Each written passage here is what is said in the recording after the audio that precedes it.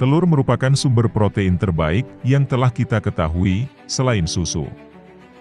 Hampir semua orang pernah mengkonsumsi telur, kecuali mereka yang alergi terhadap protein telur. Telur hanya akan membuat mereka mengalami bibir dan kelopak mata yang membengkak. Tenggorokan terasa gatal, dan banyak lagi efek alergi telur yang akan terjadi.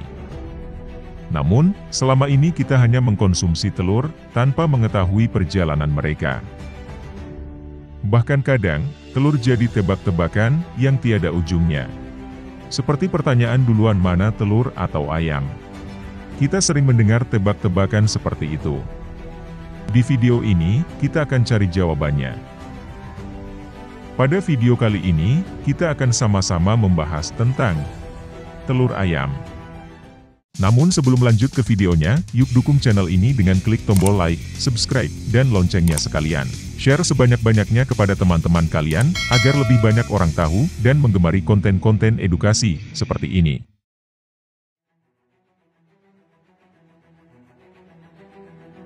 Ini adalah telur ayam. Telur ayam sebenarnya terbagi ada dua jenis. Yang pertama ialah telur infertil. Dan telur ayam yang kedua disebut telur fertil. Telur ayam infertil adalah telur yang tidak dibuahi oleh ayam pejantan. Yang mana artinya, telur infertil ini tidak dapat menetas menjadi anak ayam.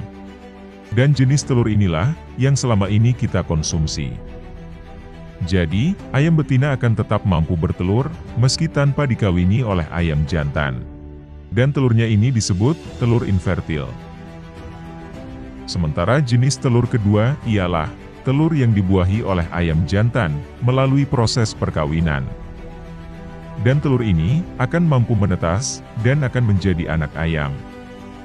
Jenis telur ini disebut telur fertil. Telur fertil inilah yang akan kembali dikembangbiakan dan menjadi ayam dewasa, yang mana ayam betinanya akan kembali bertelur. Namun, bagaimana proses perjalanan telur fertil ini? Karena telur inilah yang akan menjadi generasi berikutnya untuk menelurkan telur-telur ayam selanjutnya. Proses ini dimulai dari perkawinan ayam jantan dan betina ini. Pertemuan sel sperma ayam jantan dan sel telur ayam betina ini terjadi pada saluran yang disebut infundibulum. Hingga pembuahan terjadi.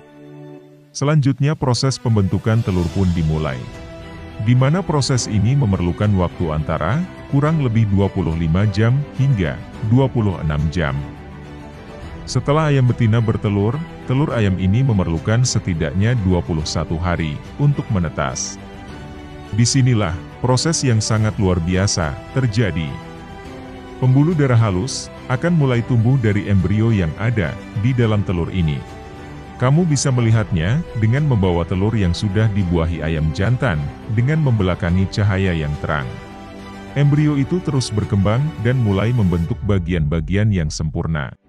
Namun, selama embrio ini berkembang, bagaimana mereka mendapatkan oksigen? Karena mekanisme ini tetap memerlukan oksigen untuk terus dapat berkembang. Berbeda dengan manusia. Manusia selama dalam kandungan akan mendapatkan oksigen dari ibunya melalui tali pusar. Lalu bagaimana dengan embrio ayam ini? Mereka telah terpisah dari induknya dan akan berada di dalam telur ini selama 21 hari. Dan tentunya, telur ini tidak menyimpan oksigen untuk persediaan selama 21 hari untuk perkembangan embrio di dalamnya. Rupanya, cangkang telur merekalah rahasianya. Mari kita lihat lebih dalam pada cangkang telur ini. Setelah kita memperbesarnya hingga 1000 kali, kita akan melihat kristal kalsium karbonat yang membentuk cangkang telur ini. Dan kita akan melihat begitu banyak lubang kecil, dalam ukuran 1/1000 inci. Dan lubang-lubang kecil ini membiarkan udara luar menyaring masuk. Dan membiarkan oksigen masuk ke dalam telur. Namun, anak ayam yang berkembang di dalam telur belum memiliki paru-paru yang berfungsi. Disinilah jaringan halus pembuluh darah tadi berperan.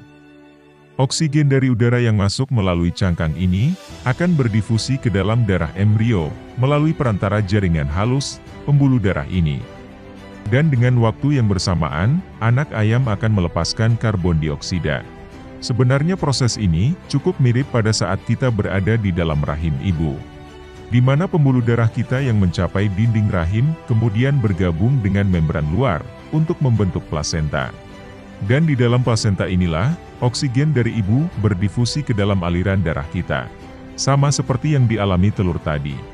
Dan selama proses ini terus berlangsung, selama itu pula, paru-paru sedang terus berkembang. Dan paru-paru yang terus berkembang itulah, yang selanjutnya akan menjadi organ pernafasan kita, setelah lahir. Namun sedikit berbeda, dengan anak ayam yang ada di dalam telur. Mereka mulai menggunakan paru-parunya, sehari sebelum mereka menetas. Mereka akan bergerak-gerak, dan mulai menusuk kantung udara, yang ada di bagian sisi cangkang, yang sudah terisi udara. Disitulah anak ayam, mulai mengisi paru-parunya, dengan udara. Hingga anak ayam ini memiliki oksigen yang cukup, untuk berjuang keluar, dari cangkang telur itu. Dia mulai memasuki cangkang telur.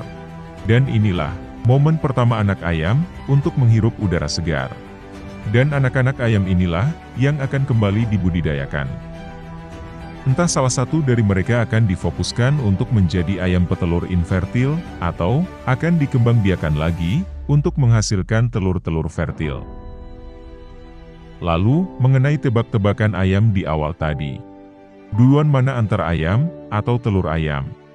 Al-Quran sebenarnya telah menjawab pertanyaan itu semua.